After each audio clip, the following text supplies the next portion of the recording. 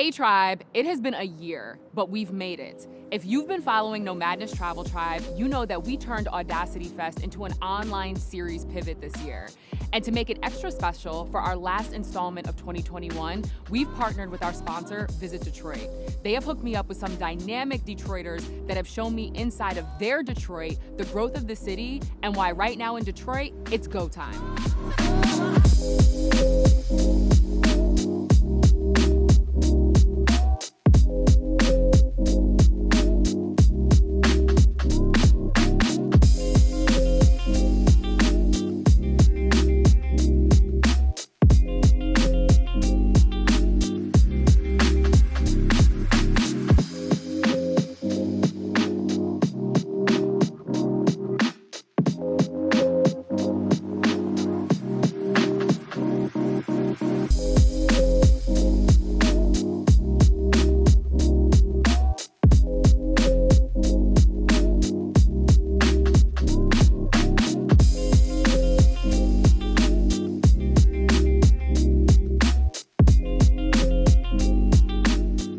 All right, so we're at the Monarch Club, and I have Kiara, I have Rochelle, and I have Charlie G. Everybody looks amazing, ladies. Thank you for being here. Thank you. And I wanted to put a round table together to have a conversation about Detroit, but in like a community space. One of the questions that I have for you is, what do you think are some of the common misconceptions about Detroit? Evie, that is a great question. I would say that Detroit is not a destination city. There's so much to do here. And you'll see that through her content. But I literally every weekend, me and my friends, we pick a different brunch spot. We go to an art show, we'll go bike riding, we'll go to the DeGrinder Cut. There's so many different things that you can do in Detroit. You can get a full roster of things. And I feel like people think that there's nothing here because of what they heard, because of our past. But no, we're here and it's a lot to do. I love that. People think that we aren't happy. That there's just something about Detroit that means that we're stuck here, or we're here because we can't be somewhere else, which is baloney because so many of us have moved here. Even though I've been here 20 years, the greatest compliment I get is people think I'm from here. As a matter of fact, there's this guy who calls me every 3 months and swears that we went to Cass Tech together. And I tell him, I did not grow up in Detroit. Detroit grew up in me. It's in my heart. But brother, we did not go to the same school. Sir, I don't know you. I don't know you. But there's this sense that somehow, you know, people came here at a time where there was a lot going on, whether they came for $5 a day with Henry Ford a century ago, or whether they came for something else and then couldn't leave. We're not here because we can't leave. We're here because we love it. So that's one of the biggest ones. But the second one is that people really don't want to understand that we're fierce. Detroit, literally, and I say this all the time, I said it yesterday, so people will hear it twice. We have more talent on a single street in Detroit that some places have in their whole boundaries. Yeah. And folks need to recognize that. And if we can get people in Detroit to recognize it, it's easier for us to work together to let the world recognize it. Yes.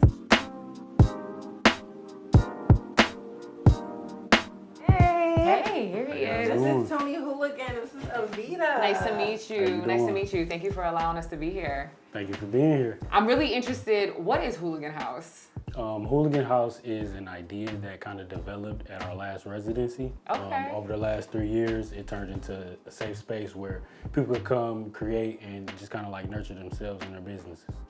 So how have you seen the art scene develop? I've been a part of the art scene actively in Detroit, consciously and unconsciously, for over the last 10 years.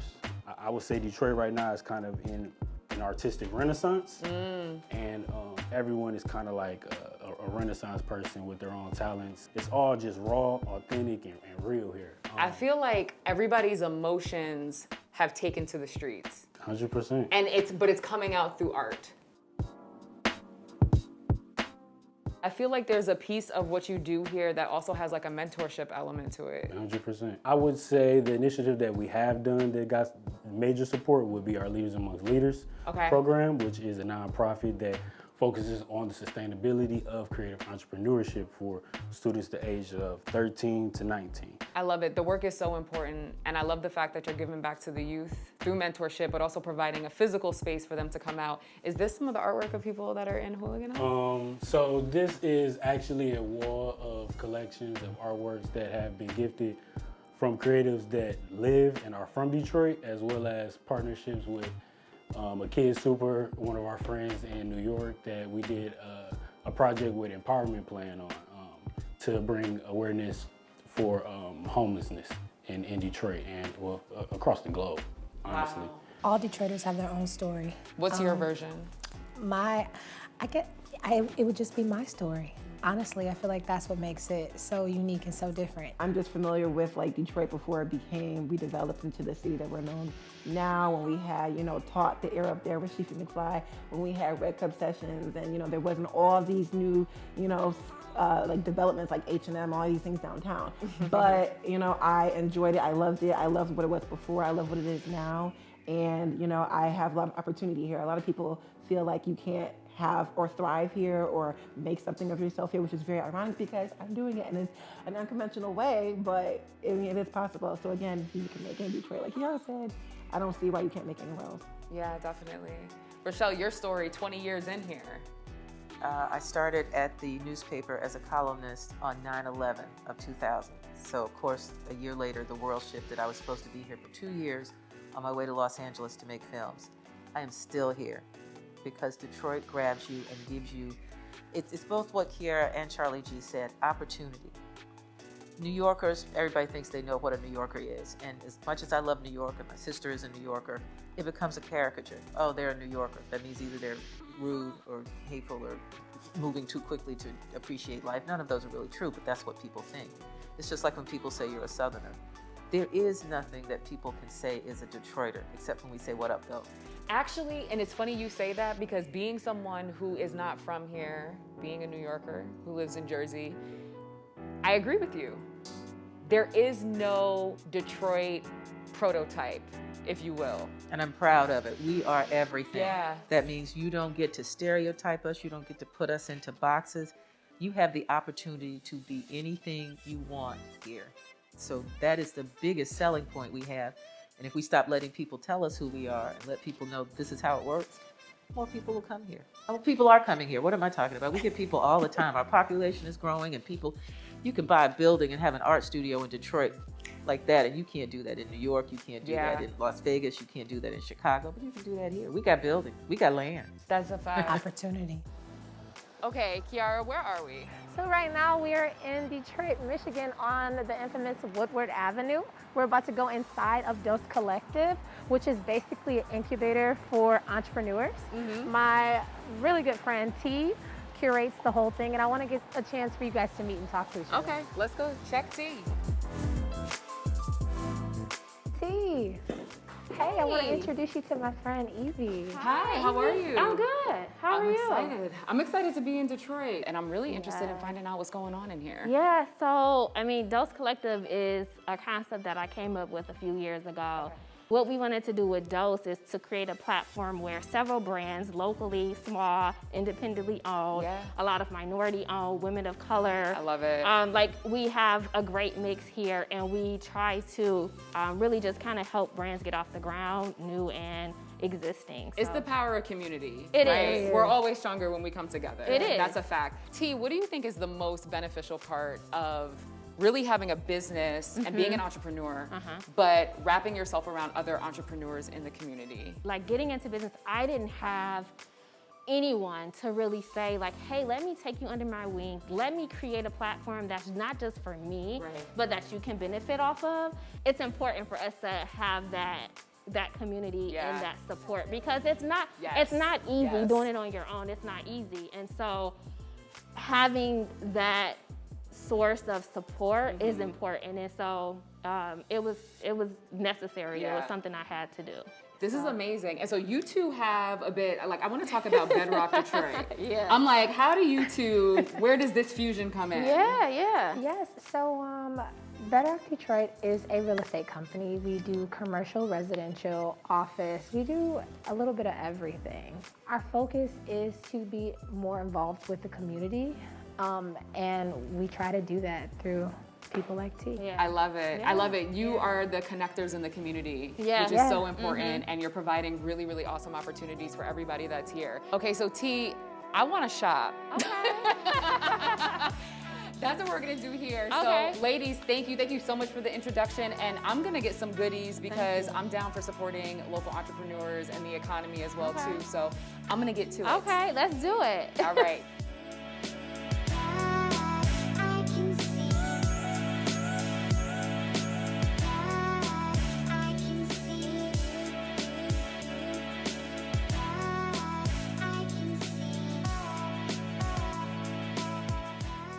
All right, so we have EJ and we have Reyes. What's up, guys?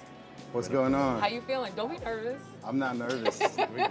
That's good. One of the questions that I had when I was looking at Culture House and Somos Culture House. Somos culture creators. So culture creators. So tell me kind of like the difference in the two entities. Everything falls under We Are Culture Creators. If you go to like the Instagram and We Are Culture Creators, you'll see a bunch of different kind of like activations. But Somos was important because even though a lot of our team is Latinx and a lot of our team is Mexican or Puerto Rican and Black, we needed a specific Latino outreach within our work. And so Somos was born. Somos just means we are, so We Are Culture Creators, Somos Culture Creators. Let's talk a bit about where we are right now, the establishment, but also the neighborhood. So we're at La Jalisciense en Supermercado, which is a supermarket, but it's also a restaurant.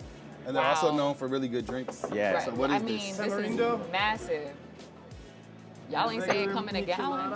Thank you so much. Thank you.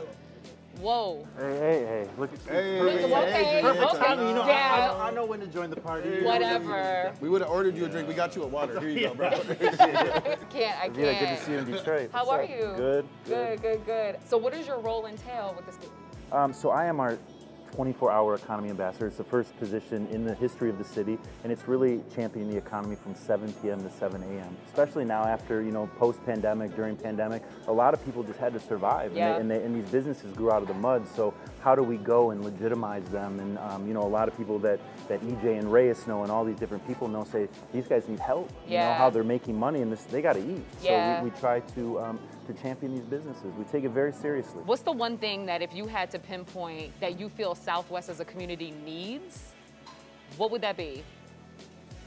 I would say for me, just to be more highlighted. So when you have all these people, like when we talk about white flight in Detroit and everybody left Detroit, quote unquote, all the white folks left Detroit, it's their children and grandchildren that are bored in the suburbs that like, yo, this ain't a way to live. Right. Because it's not communal. Like, I like knowing my neighbors. I know all my neighbors. I like being able to go next door and borrow something if I need, but in this new kind of structure, we don't have that. And so Yeah. people are looking for that. Can I do something really quick? I just came to me right here. I got a pinner to be an ambassador of the city. Here it is. What? Yeah, come on. What come is on. This is something they don't come very easy. I lost mine. I lost two of them. Definitely. My bad. I'm gonna. This is the spirit. So you're gonna clock mine? This is the Maybe. This is the Maybe. spirit of Detroit pin. It is our spirit. It is our mascot for the city of Detroit. This is dope. I'm gonna put it on your. Yes, there it is. please. Definitely. Aw. Wear it proud when you go back to Jersey. When Absolutely. when you travel all over the world. Thank you. I love stuff like this. Listen, I'm coming back. Now we've been There it over and is. shooting There you go. all It over. looks good. And it Look at goes that. gold Look and at gold. that. Hey, gold on gold on gold. Thank you for creating awareness. Yeah, thank you so much. Yeah, It's been fun. absolutely. Thank you.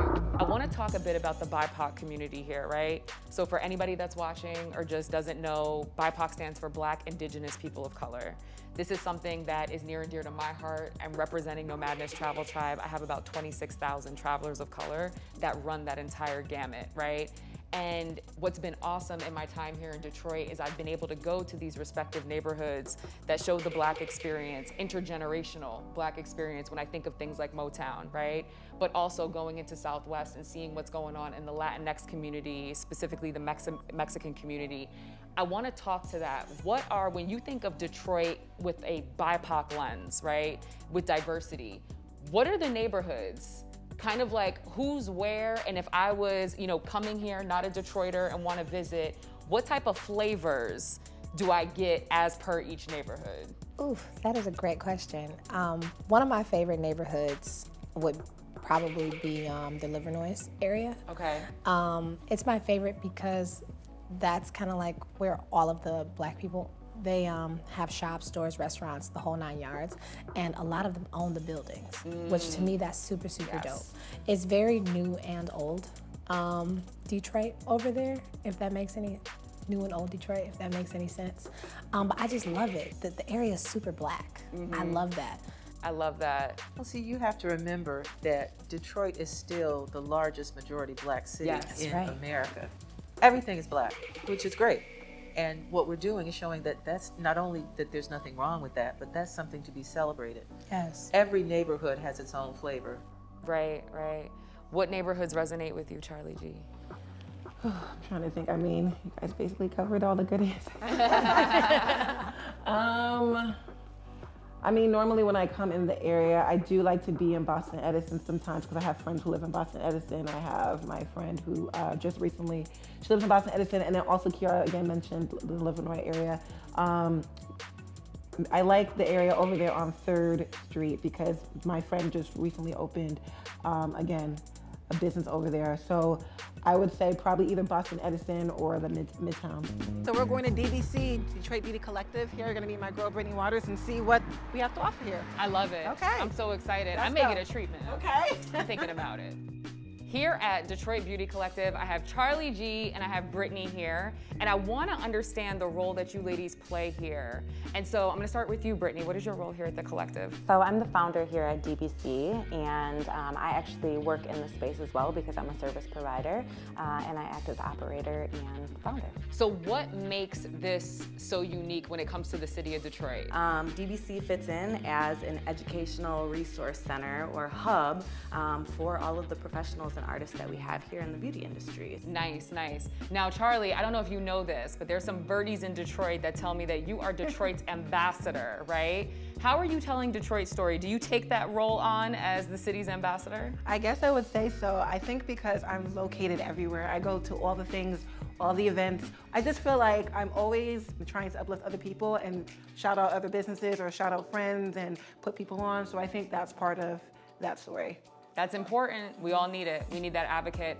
All right, ladies, I'm ready to dive in. I want to see what goes on here. If you guys are ready to show me around the place. All right, let's do it.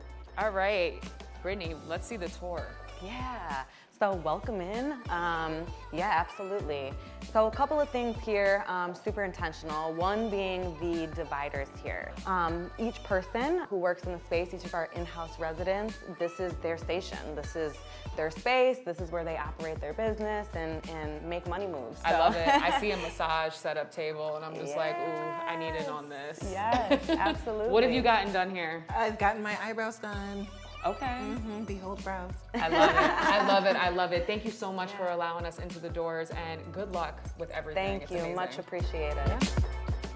I feel like everybody has a business here.